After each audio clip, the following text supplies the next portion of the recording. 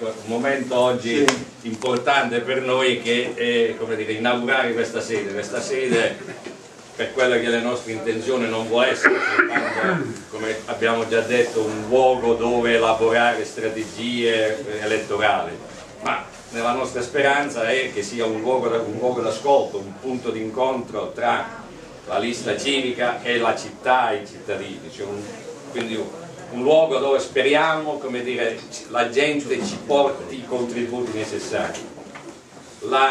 Il luogo ci è stato gentilmente messo a disposizione di amici, ma è un luogo simbolico perché viene aperto in un negozio chiuso, vicino a molti negozi chiusi, questa è una strada di negozi chiusi, quindi in una realtà che speriamo venga rivalutata. Lo facciamo oggi, anche questo in modo abbastanza sintomatico, nel giorno delle Palme e proprio senza suoni, senza bandiere, senza strompazzamenti, perché quello è il nostro scopo, cioè quello è il nostro obiettivo, cioè quello di aprire in concordia, in pace, un confronto, un colloquio con la città. Per cui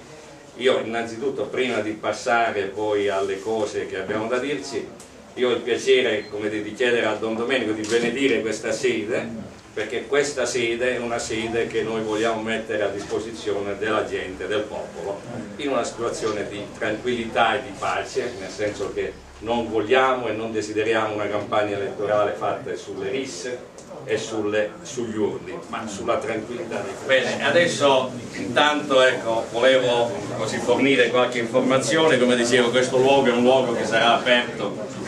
speriamo, per un certo numero di ore al giorno. Scusate ragazzi, scusa, dovremmo far vedere sì, è un luogo che vogliamo mettere a disposizione della gente. Intanto vi ringrazio per essere venuti qua in questa occasione alla presentazione di una sede che non è soltanto un luogo per incontrarsi, ma diventa un po' una specie di centro d'ascolto, cioè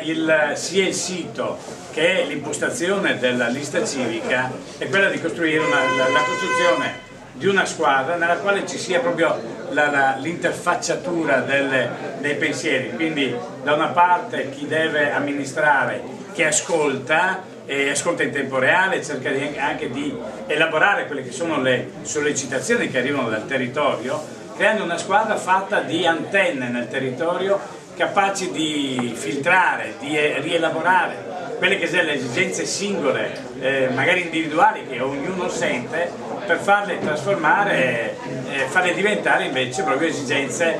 di comunità e di collettività. Questa è una cosa molto importante per chi amministra, perché altrimenti chi amministra si trova, diciamo, sollecitato da una infinità di sollecitazioni individuali e non riesce ad avere un quadro d'insieme di quelli che sono i reali problemi del territorio.